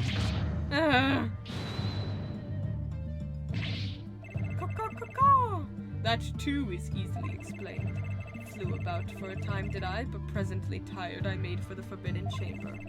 But alas, exhaustion took me, unawares in the Fox Chamber, and I knew no more. It would seem the pieces are still in place. Is Blackwell up to his tricks again? I don't know what to say.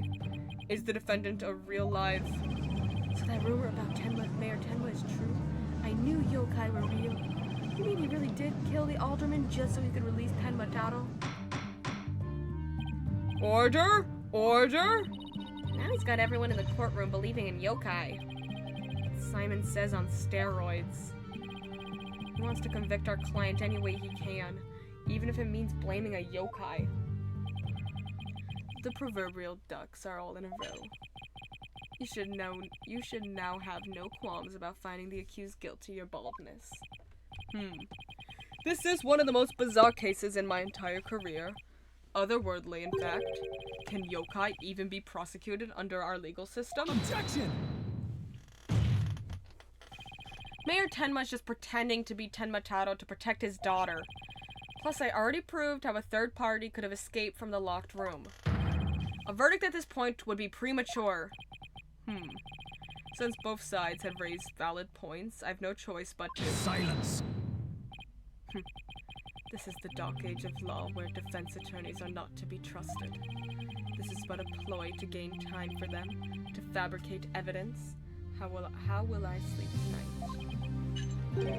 Knowing you will not let the sun rise on the mayor's day of reckoning. Justice Dono. Objection! I won't fabricate any evidence. Silence! Then prove it by joining me. A night in the clink will ensure you will not succumb to temptation.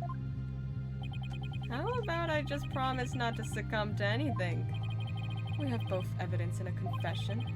The killer is this yokai before us. It is beyond dispute. A guilty verdict is all but... Whoa! What's wrong with him? Whoa. Prosecutor Blackwill, we've had enough of your hijinks. The foundation of justice is fair play, and you are in serious violation of that. What the devil was that? Fulbright, have you tampered with my shackles in some manner? It seems you found that quite shocking.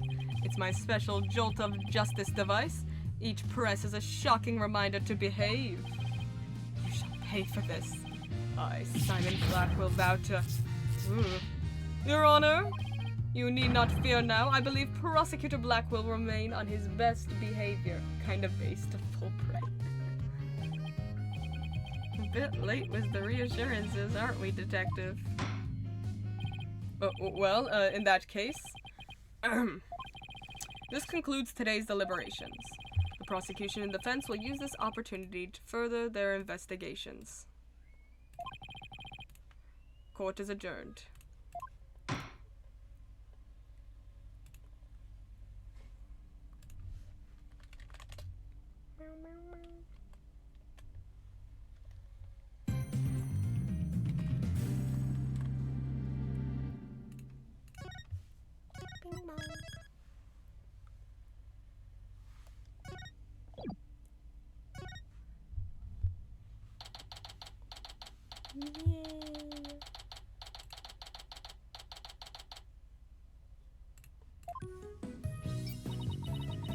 Having a yokai testify in court is unprecedented, to say the least. I am Tenma Taro, the yokai you seek. How could such a straight-laced man like Mr. Tenma suddenly become a demon? Yeah, it's strange. Even worse, Prosecutor Blackwell is playing along. I can't even think straight anymore. I need to go out for a run. See you in a bit. Oh, there she goes. Wait, what about the investigation? Back! Eek! Whoa, whoa! Trucy, welcome back. Oh, you're in your stage outfit. Back from work? Oh, Athena. Oh, Athena. Little do you know. Little do you know. Yep. I really nailed this new magic trick I've been working on. I also heard about those tricks that were conjured up in court earlier today. You know, the demon out of nowhere trick and Polly's tightrope style defense trick. I was seriously considering a disappearing act of my own after all that craziness. She doesn't have any other clothes, Athena. Phoenix is poor. Anyway, our next trick is to find a suspect other than the mayor. I know the killer must have used the air duct in their escape. Whoever did that was the Tenmataro that Mr. Filch and Jinxie saw. Right, maybe there's some evidence in the air duct? The real fight starts now. Hey, before you go, let me make the evidence you no longer need disappear. Thanks, Truce. 3, 2, 1, ta-da! Thanks for the unnecessary evidence has disappeared into Trucy's magic pants. I wonder where all that stuff goes. Okay, let's get over to the scene of the crime. Vámonos, Apollo, vámonos!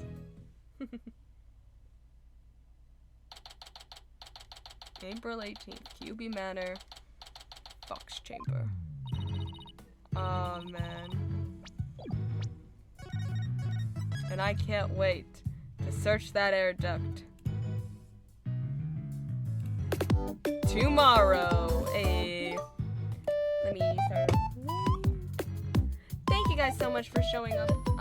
Today's been fun. Today was a lot of fun. So I'm gonna send you all off on a raid. Thank you guys so much for being here. I love doing love my